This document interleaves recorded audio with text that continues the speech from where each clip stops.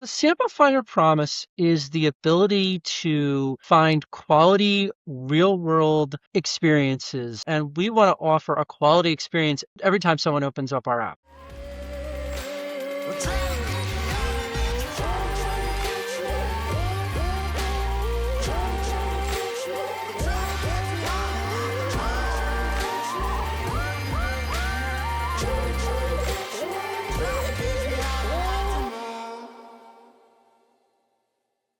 All right, you guys. Hey, welcome back to what's going to be another fun episode today. We seem to be living in an AI world, but we're talking about the intersection of businesses and how they're built and really what's driving innovation now. So I'm pumped that today's guest is an entrepreneur, which you got to almost be to be on here, an experiential marketing innovator. That's new terms for the show here. They're reshaping how brands connect with consumers in the real world, which is what we find ourselves not talking enough about theory, but actually being brand practical, which we're doing today. As president and founder of Polaris Brand Promotions and co-creator of the new SampleFinder app, designed to bring free, experiential brand activations to consumers nationwide. He's built a business that bridges boots on the ground marketing with emerging tech and retail engagement. So that's a lot we're going into. So please welcome Al Schuster. Great to be here. Thank you for having me. Yes, that's a lot to say. What did I just say in your brain with all of that on who you are and what you're doing? Let me break it down to you in the most simple terms. I founded an agency that gives out free merch, swag, samples, giveaways to consumers, whether it be in stores or out in the field, like at large stadium events, like concerts, sporting events, music festivals. Sometimes we run street teams. That's how people mostly know us. It's kind of funny because a lot of people don't know our industry exists because we're out there representing our clients' brands. We're talking about the brands, we're wearing branded t-shirts. No one really knows that a lot of the times the people giving you the samples or having you sign up for something to get a free t-shirt, they don't work directly for the brand. They work for an agency like ours. Where'd this start? Okay, so I've told this story so many times. All right, so very long story short, my background's in accounting and finance, 2001 graduate of St. Joe's University, um, and I was working part time for someone who had a marketing agency who was doing promotional activations like alcoholic beverage tastings in stores. And I told her one day, I'm like, you always love my marketing ideas.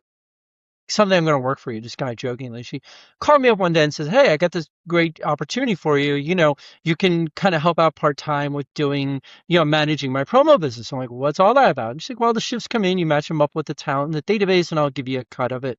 I'm like, "All right, sounds pretty good." So, I wound up, I was doing it before my day job, during my day job, after my day job, like on lunch breaks and things. And kind of a little bit of a falling out. And I kind of realized, what, I can do this myself. I can do it better. I could take it national. So I founded Polaris Brand Promotions back around 2017. And did it along with my full-time job for a couple of years. And I always tell people, ironically, I left my day job about 9 months prior to the pandemic. So just when I kind of started getting on a roll with it, the world collapsed. And I always tell people like that, like being in like the experiential industry, like is the absolute worst industry to be in, like during the pandemic. Like you cannot get close to people, you cannot talk to people, you cannot hand them stuff easily. So our entire industry was shut down.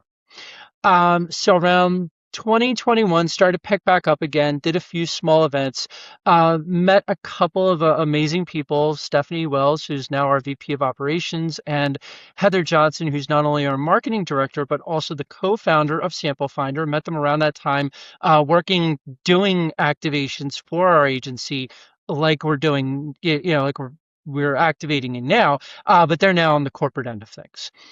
So we've been growing strong. We're now like a four-person team with about 9,600 brand ambassadors in our nationwide database. We go out and do everything from in-store demos, street teams, like pop-up activations, anywhere where I like to say our clients like to promote their products and services to a consumer or to an end user, like in a trade show type of environment that's B2B. What changed? Was it already changing pre-COVID, or did COVID just push it over a cliff from a retail perspective? I mean, your boots on the ground there. What changed? It just all stopped. Our entire industry stopped. I mean, a lot of like other owners in our industry of agencies like ours, like they tried to pivot. They did some online things. I tried to do some more influencer marketing, but the entire industry just completely shut down for about a year, year and a half, something like that. There's nothing we can do. We can't really talk to people, engage face to face with them to promote brands because it was very much like just taboo to say the least, if not illegal. So what has happened with, if you talk to the real experts of AI, Hmm. this has been around for decades. It just wasn't consumer facing where we were messing with it at our fingertips, right? It wasn't something that was practical to us. So, what has happened that has now caused you to be able to launch this app and integrate it with your businesses? What's the reality of AI with SampleFinder and what you're doing and how it's happening? Okay, so as I like to say with SampleFinder, we're looking to integrate AI in terms of analyzing some of the user data for marketing and advertising purposes, but we're kind of very much anti-AI in the fact that we're all about getting consumers back out into retail, engaging with brands, engaging with brand ambassadors, having that very personalized experience that technology will help to enhance.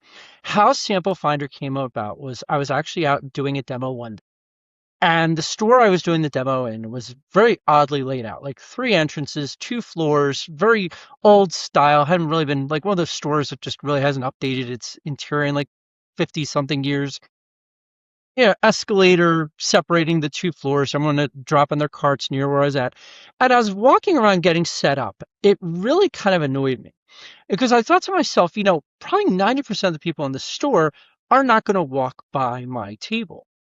Um, they're probably just going to come in, go to the aisle or the spot they want, and grab what they need, and then go to the register, which is nowhere near me, and pay for it and leave.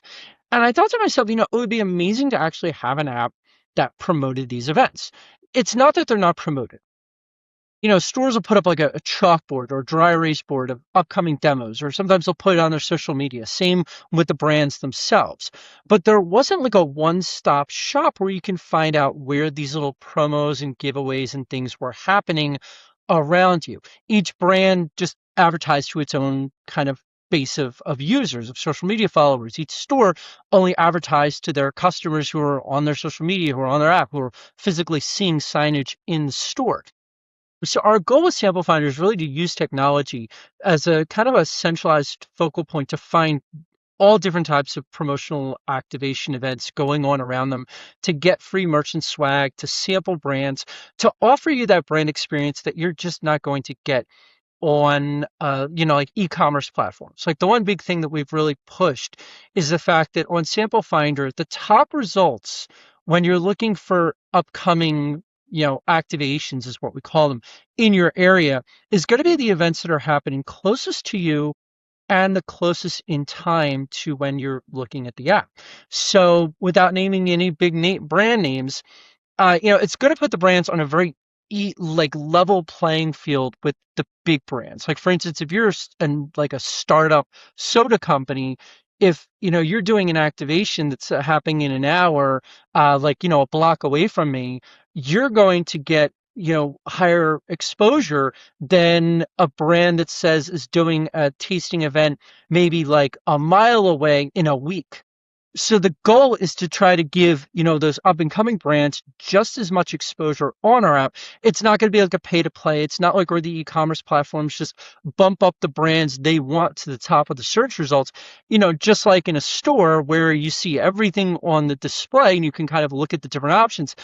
Sample Finder is really going to allow you to see everything that's going on near you and the soonest in time, and lets you have exposure to a lot more brands. Hmm. So is your whole game now and your play, the gamifying of any business, is it we have to get as much adoption of this app that we possibly can? I think that goes for any app. The two core foundations for growing the app are going to be content, which we're working with partners to kind of develop, and then acquiring users. we have a database of like 9,600 brand ambassadors. They're the first ones we're going to, kind of share the app with and try to get them to sign up and, get their friends and family to sign up as well. And from there, we've got some marketing tools, some ideas for getting the word out there on social media, paid advertisements, videos, things like that. So you're a company that you embrace human interaction. So you don't love the new evolution of AI and technology where it's trying to remove some of that, but then you have to use it to embrace it to try to make the app. How does your brain connect that? There needs to be a balance. There very much needs to be, utilizing technology to the benefit of the consumer, not just to line corporate profits or to kind of kill the experience. I mean, think about like dating apps, for instance.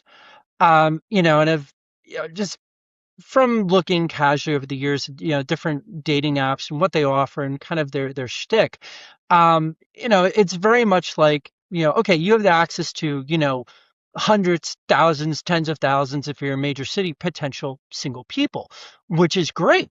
But then you have, number one, you've got swipe culture, which kind of really dilutes from the opportunity of like meeting your soulmate, for instance. The other is like offering premium, like some of these dating apps offering like, premium pricing for memberships and exposure and things like that. And you're taking away from your core brand promise of trying to help someone find the best opportunity, the best, soulmate, the best person for them, and just kind of diluting it down to, okay, how do we get the most users and make the most profit? And so, there really needs to be that balance between, utilizing technology to help enhance the industry and to provide actual value to the users. Hmm. We talked a little bit before we jumped on here, before we hit the record button, and you were talking about a new hire that you just brought on. And it's her first job out of college, and we were sharing some of that, and we were talking about our age and it, life happening so fast and the reality of it and stuff. How exciting is this, being a 4-person company and you growing and expanding and growing your influencer base and your brand ambassadors? Take us through the entrepreneur part of what you're doing, not consumer facing, on what you're learning right now, and that part of the evolution of your business. Wow, how long do you have? I mean, I don't. There's just so many thoughts came into my head at once. It's to be an entrepreneur. I mean, you know, it's a lifestyle. It's not a job. It's not a career. It is at times all encompassing. I mean, you are, on the clock kind of 24/7. You're on call for any emergencies, especially in our industry when, a predominant portion of our work is done on nights and weekends. Um, it's amazing. It's fun. I'm very proud of what we've accomplished. I mean, it was just me when we were kind of getting out of the pandemic, and then, hiring, three of who've turned out to be amazing employees. You're responsible for everything. Being an entrepreneur, it is all on you. Again, you have one of my favorite books of all time that I highly recommend is Extreme Ownership by Jocko Willink, I think his name is. One of the greatest books I've ever read. And it's all about, like taking accountability and being the owner of a business. Everything falls on you. You're responsible for your employees and everything, their success and their failures and everything in between. As a business owner, it is all on you. And, if a brand ambassador goes out into the field and messes up, they're not getting the blame. I am.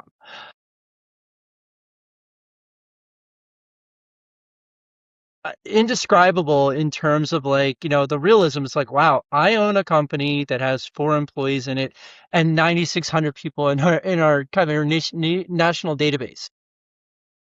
I mean, kind of getting down into specifics, it's not just a job. I mean, you just have to make all the big decisions. You're responsible for kind of everything. Now, I love to delegate to my team because, they're very smart people. I trust them to make the best possible decisions. And, pretty much all the time they do. I'm not even going to, joke and say, well, most of the time, oh, no, they're all amazing. I trust them implicitly, to take ownership of their positions.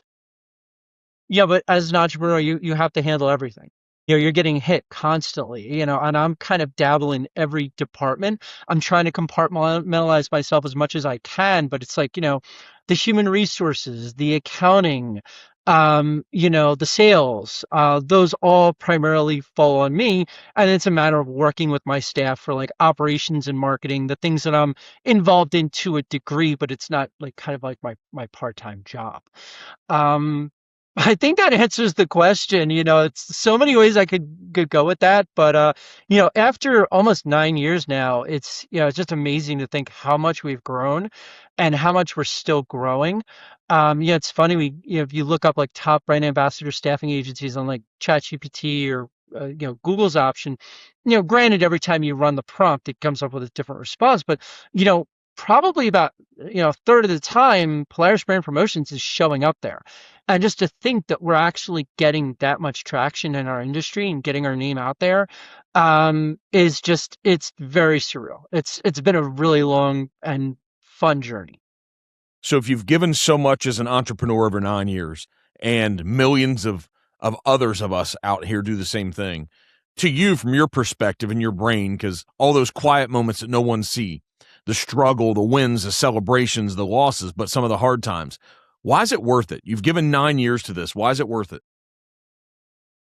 Um, when you successfully grow a business, um, it's a kind of accomplishment you really can't replicate anywhere else. I mean, it's great, getting promotions at your job and growing within your industry, or kind of making a lateral move with more potential or things like that. Um, it's really just that intangible feeling of I accomplished my dream. I accomplished something I, was never guaranteed. I can't say didn't think I would, but you always hope you would. You always think you would.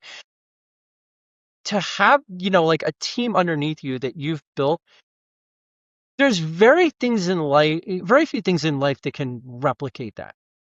I mean, maybe you could say, well, I got married, I had, children, I grew a family, or, I saved money and I bought a house. I mean, yeah, those are, kind of equally as amazing. I mean, I think it's all, kind of a personal sense of satisfaction. But to be able to say, I accomplished something that's very hard to do, and I have something I'm, proud of, not only, the business, whether it be like the brand, kind of the brand knowledge throughout the industry. It's kind of like, the reputation. But also to say, I've got this team underneath me, that, I've kind of cultivated and grew and nurtured and promoted and given responsibility, handed off things to. There's really very few things in life you can compare it to. It's very rewarding when it all does work out, kind of like knock on wood. But yeah, I mean that's kind of where what I think of when I think of is like what is all the long hours, the nights and weekends, the having to drop everything to solve a problem. It's a fact that we together, my team and I, have grown this company to where it's at now. So with all that, nothing's guaranteed and can change overnight, just like during COVID, right? It just changed and everything you've worked for. What do you perceive over the next, we use these time horizons of 5 and 10 years. What Hmm. do you see as the consumer experience in your space over the next 5 to 10 years?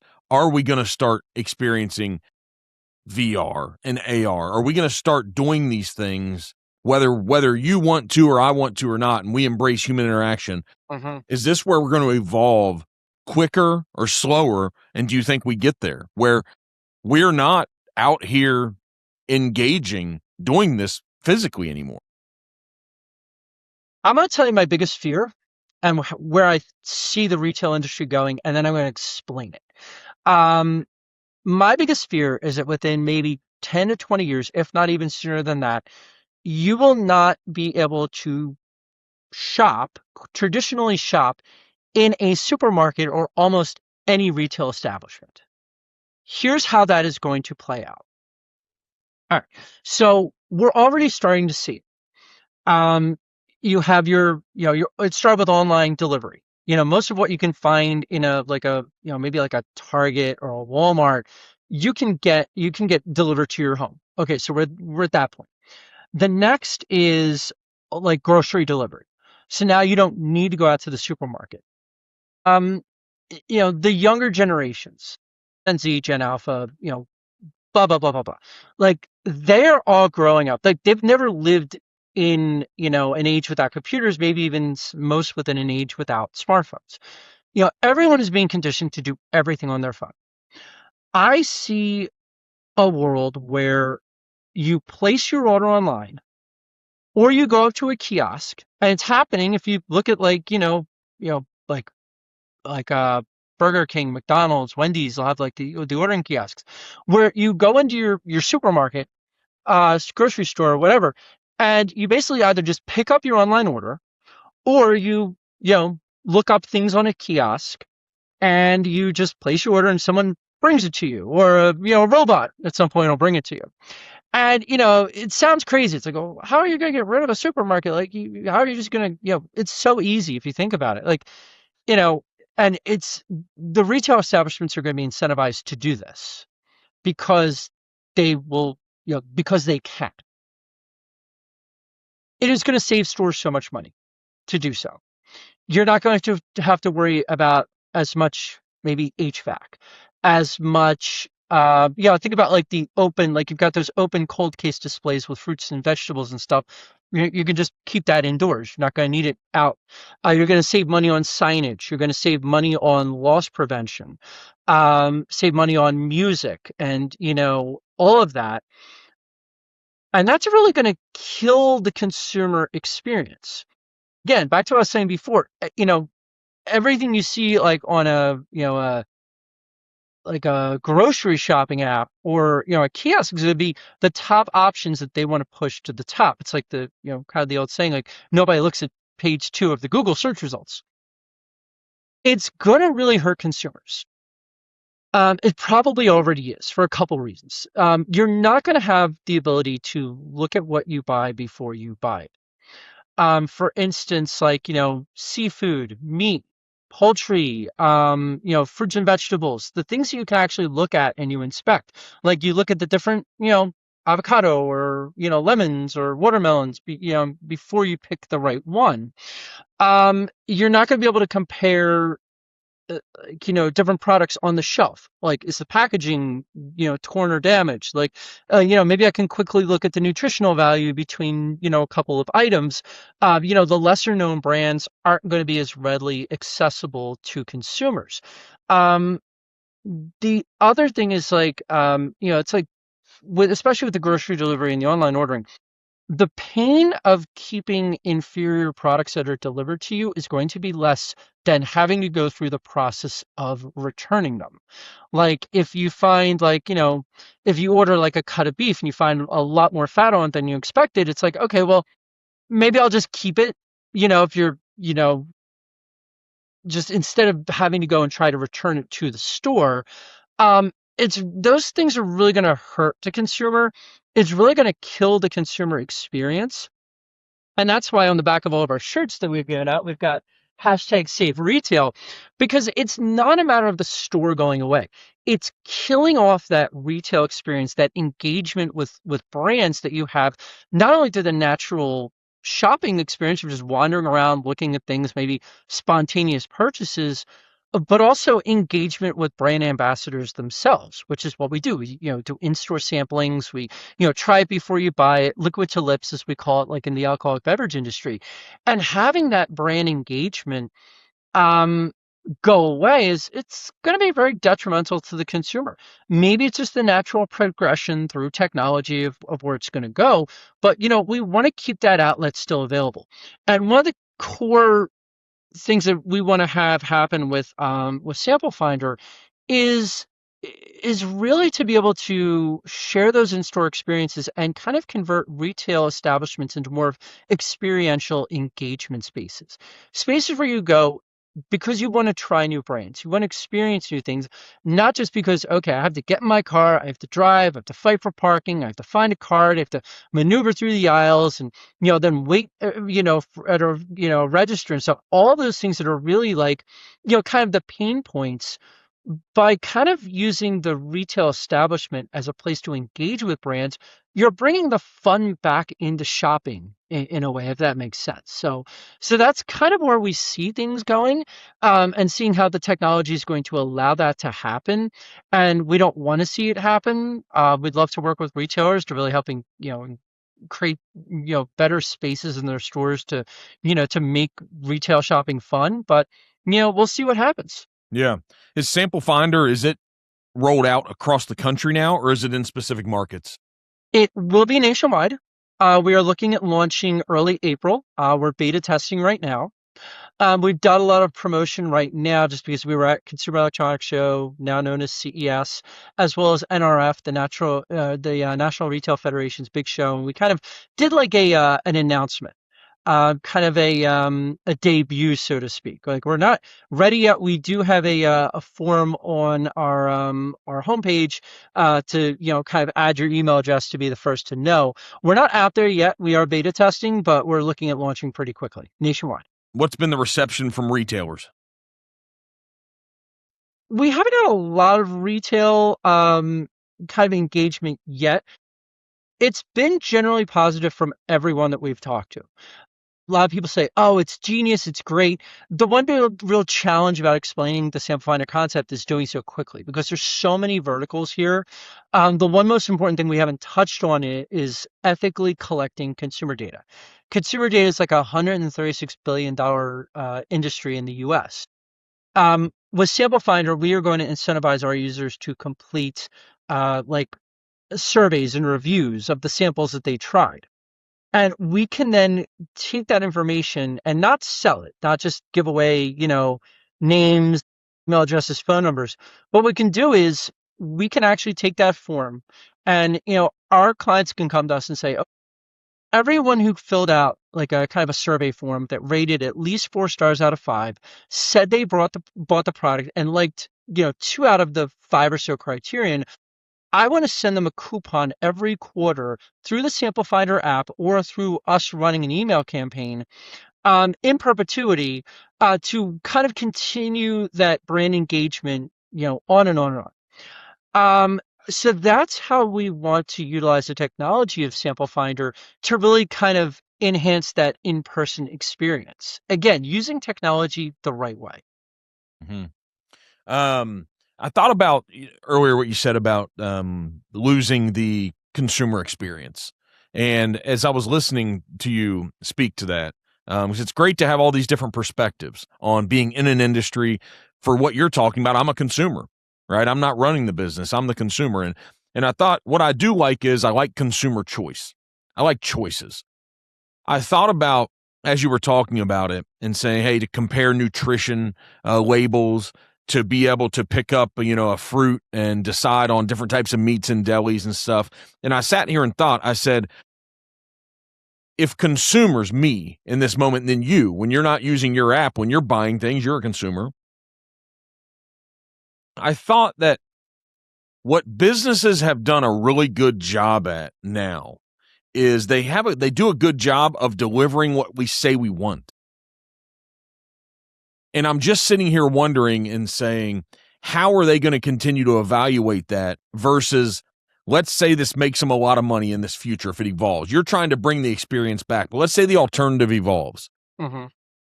How do they gauge, do you think, will they care? How will they gauge consumer interest and how we're using their systems and their products? Because usually they do gauge it, and the one that wins is they give us what we want. So I'm thinking the world that you operate in will continue to thrive and be massively successful if consumers want that versus the perceived convenience of not having to engage with it. What's your take? It's a big conversation around it, but it's almost like a company's job is to deliver us what we want. I think there's a lot of examples out there of, you know, companies not giving us what they want, but giving us what either they think they want or kind of like what they're pushing towards, um, for whatever reason. Maybe it's increasing profitability. One of the most interesting things I ever heard is, kind of a company's main responsibility, if you're a public company, is to increase shareholder value. Now, however you do that, as long as it's not illegal, is kind of on the board. I think it's very difficult to say, okay, well, yeah, companies are just going to give us what we want. I think it's very much so. Companies are going to give us options that satisfy their needs as well as what we believe we want. Think about like if you remember a good example of this is I think I heard one time like Kit Kat bars and some chocolate brands. Like they don't taste as good as we remember them when we were like kids. Like you're basically my age. The chocolate and this I think this goes for a lot of things where over time like you switch from like sugar to high fructose corn syrup because it's cheaper. Not necessarily because the consumer wants to change, but because it might be tweaked down so little that they're not willing to as heavily strongly go to their competition. You follow what I'm saying? Yeah, yeah. Again, it's like You're it's like not I heard pushing like me. You're not pushing me too much down a right, hallway and a tunnel that I'm willing to abandon the thing I'm comfortable with. But exactly. it's like the analogy of the boiling frog. They Never don't heard even. that one. Well, it's if you put a frog in water and you turn up the temperature, it actually doesn't Okay. realize it's boiling, but it's boiling, Yeah. right? Until it's too late. Exactly, Yeah, exactly. And you can make minor tweaks. I mean, how many times have you heard, well, oh, the quality they put out a new version and the quality isn't as good. You've seen this a lot of times in the restaurant industry where it's like, we had a chain called Iron Hill it started around the I think like the Delaware like area and spread out. And I noticed over the years their menu was getting smaller and smaller and smaller. And it was annoying when it went from an entire book to like essentially a placemat. And my favorites were going down. And it's like I heard from someone, oh yeah, a lot of the breweries are doing that. They're focusing on their beer. But I'm like, I went to this chain because their menu was so huge that anyone could find anything that they liked.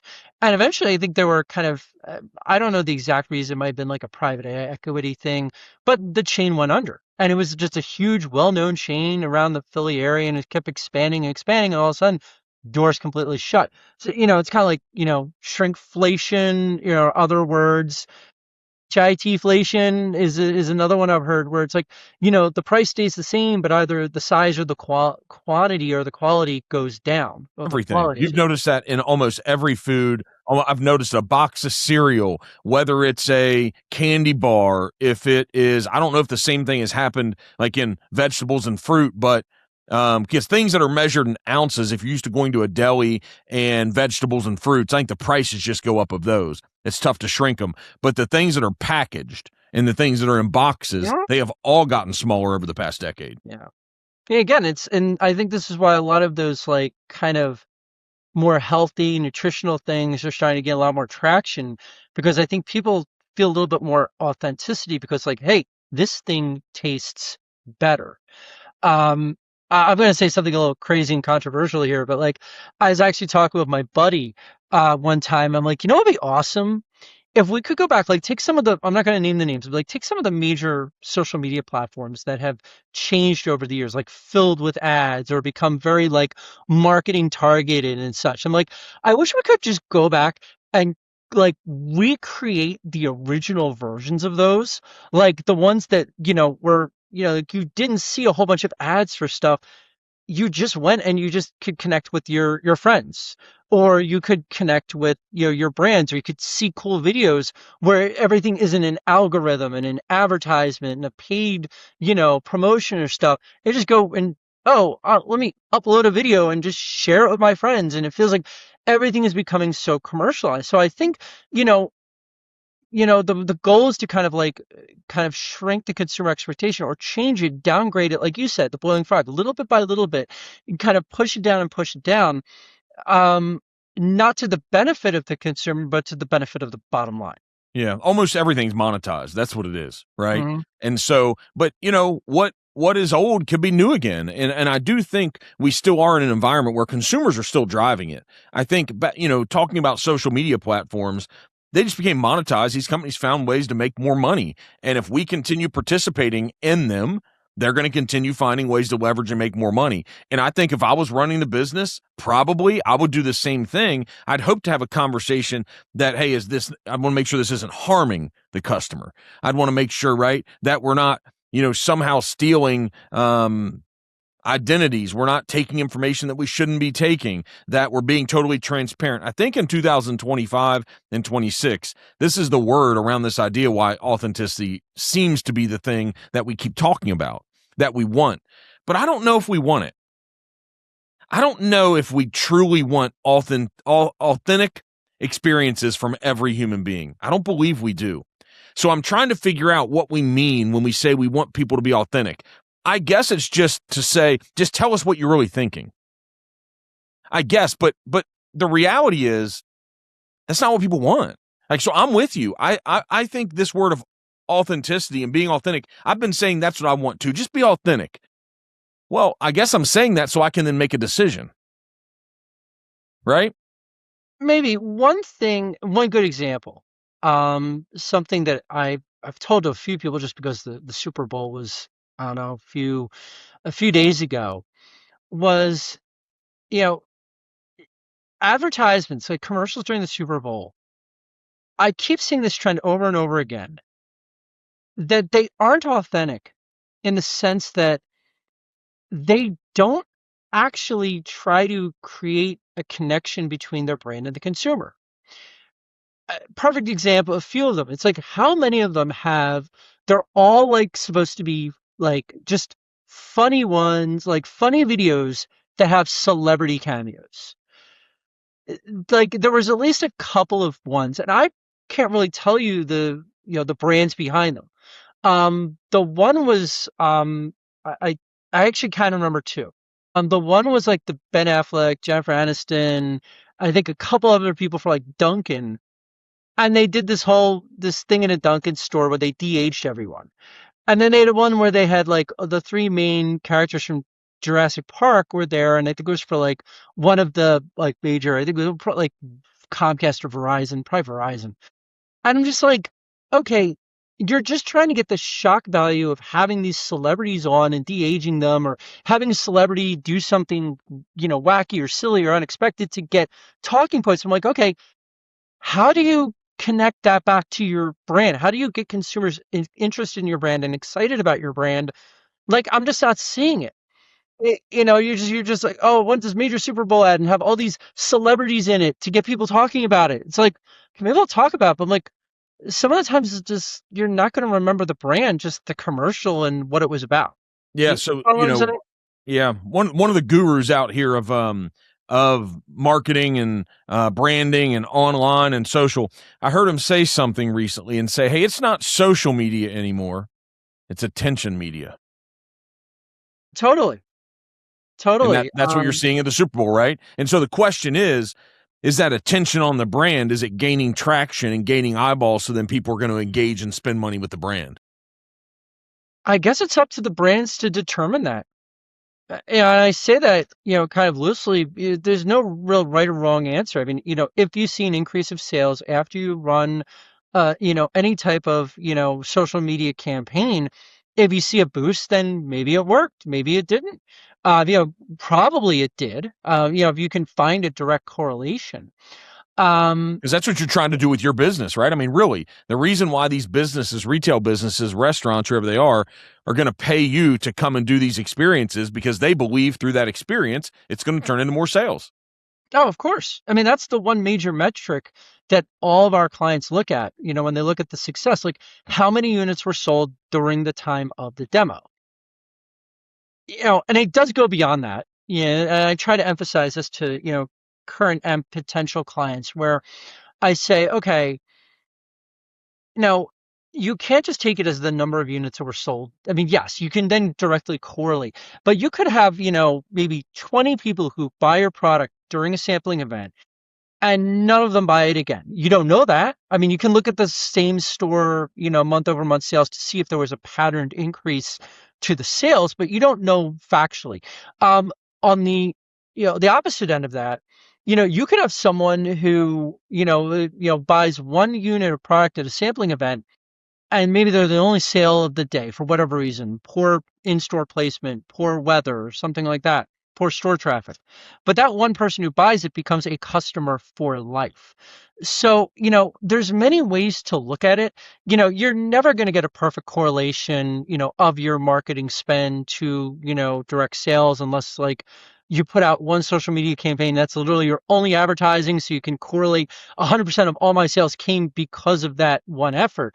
Unless you do that, you're just going to have to look at the trends. You have to see, your marketing spend, your campaigns, maybe like what your social media ads, which ones gain the most traffic. If you saw an increase, during the time of that, it's not easy.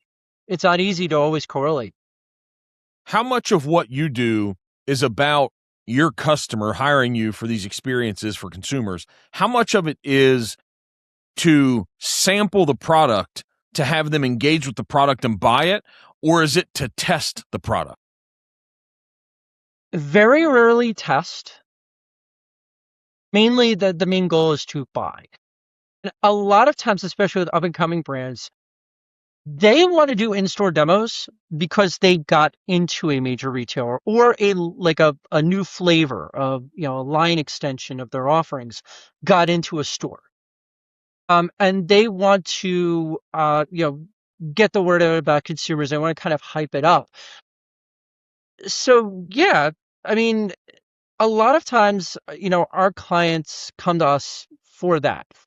Not necessarily to kind of, as a focus group, we do take consumer feedback into account, but that's more along the lines of how did they like the giveaway items, I mean, if you before you get into a retailer, you probably have to be fairly confident that your product tastes good. I mean, the store is going to have to try it before they say, hey, yes, we want to buy, X number of hundreds or thousands of pallets of your product and put them in different stores and stuff. So it's very little, actual like focus group feedback kind of and more, they're in the stores, they want to force depletions, they want to force reorders of product, they want to develop a base of repeat customers.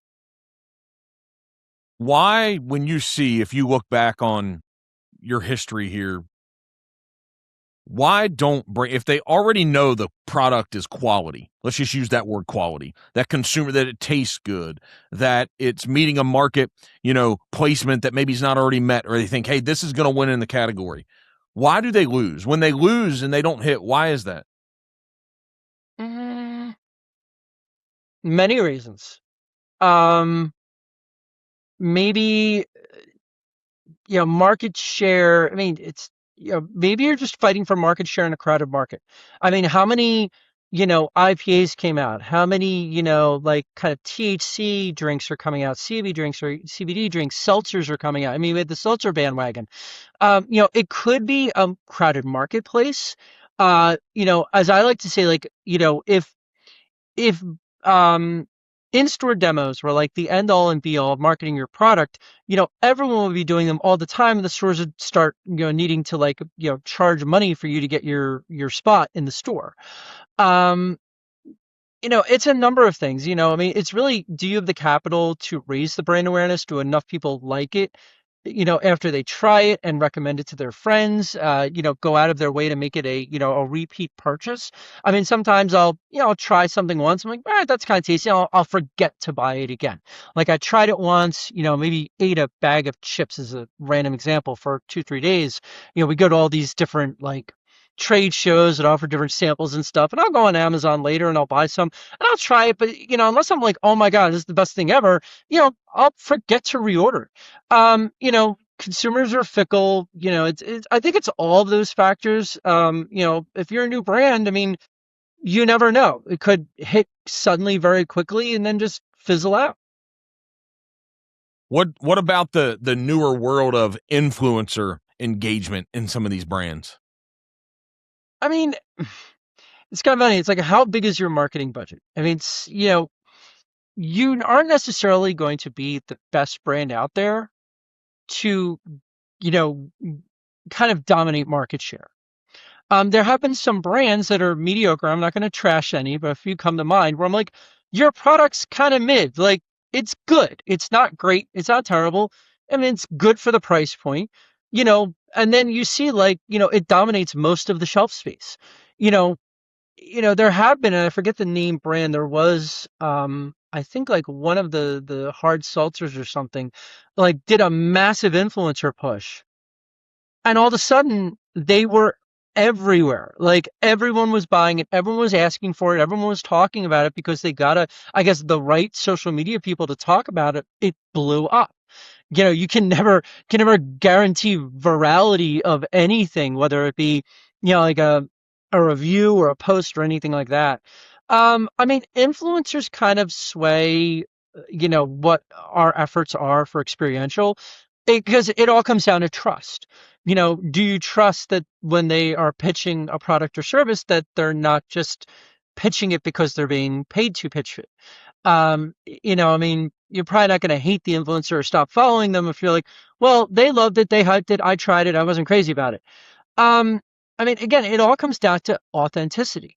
And, being paid to promote a product doesn't necessarily, it means you get coverage, it means you get attention, but it doesn't mean you get authenticity. Hmm. What do you think? Because I touched on it a little bit, but what do you think when we say authenticity and we want humans to be authentic, we want brands to be authentic? What do you think we're saying that we want? So what are you saying you want when you just want people or a brand to be authentic? What do you want? Um, there's an old saying that like a brand is a promise. Um, like you when you go to like a fast food chain, whether you're in LA or New York or Miami, you're kind of expecting the same promise from that brand. You're expecting the same experience, the same type and quality of food, the same feeling you get from the experience of being a consumer there. Um, authenticity. I mean, one great example is you've seen them all the time online. You see the burger in the commercial versus the burger that you get from the store. Really being honest and authentic about what the consumer can expect, what you are promising them, and then actually being able to deliver upon that promise. Whether it be, kind of like the subjective opinion, the objective truth, the brand facts, the brand experience. I think that's the way you kind of need to be authentic, is to keep that promise that your brand is making to the consumer. So as we wrap this up, that's perfect to say, what do you believe the SampleFinder app brand, what promise is that going to make to consumers? The sample finder promise is the ability to find quality real world experiences that offer trying new products, getting new merchant swag from those brands.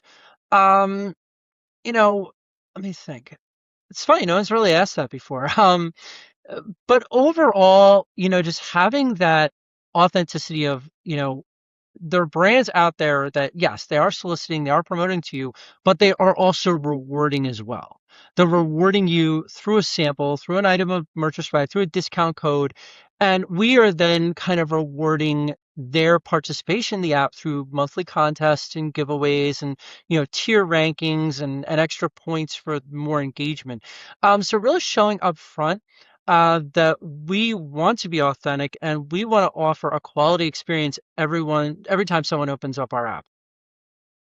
What's quality mean to you then? So a quality experience, what's that? Because that's stacking on top of authenticity. Um, Getting the value you expect and providing good quality and good value relative to the consumer expectations. In an experience, I mean, so I could talk about so many ways they go wrong that are not quality. Like if, I mean, think of any type of event. Does it start late? Where you promise something and not delivered? I mean, how many times it's like, okay, how many times have you heard, oh yeah, the performer didn't come on for 2 or 3 hours, or they just decided to cancel last minute, and you have an uproar on social media. I mean, think about like Fire Festival. I mean, that's the perfect example of, people were all, promised this quality experience, and they got, FEMA tents and, plain cheese sandwiches. You know, essentially quality is kind of, I mean, it's subjective, it's a matter of what you expect. But it also means, putting the best quality forward relative to your expectations and to what you promise to people. All right, so good. So when are we going to be able to download this SampleFinder app? Well, we are not releasing it until we feel that it is absolutely 100% ready to go for the consumers and the users. We're projecting right now about early April. We're not putting an exact date upon it because if there's delays and stuff, we don't want to overpromise and then underdeliver. But we're looking at early April right now, and the best way to find out when it's going to launch is to go to samplefinder.com. There should be a pop-up that you can enter your email address, and those that do that will be the first to know as soon as it's launched. Awesome. All right, Al Schuster, thank you for this. It's nice to dive into the retail experience and learn some things going behind the scenes. When we come out and somebody's giving us a sample or an experience, we're like, we know what's going on behind the scenes here.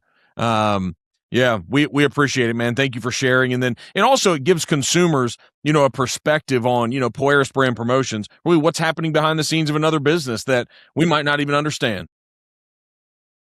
Happy to share my knowledge. And if anyone has additional questions, wants to reach out, shameless plug, if anyone's looking for staffing services, go to polarisbrandpromotions.com, fill out one of our handy forms, and we will be in touch with you within about within 24 hours or so.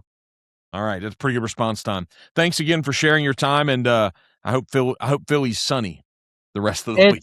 It's sunny but cold. It's a giant storm rolled in. Oh, it's left us freezing since then.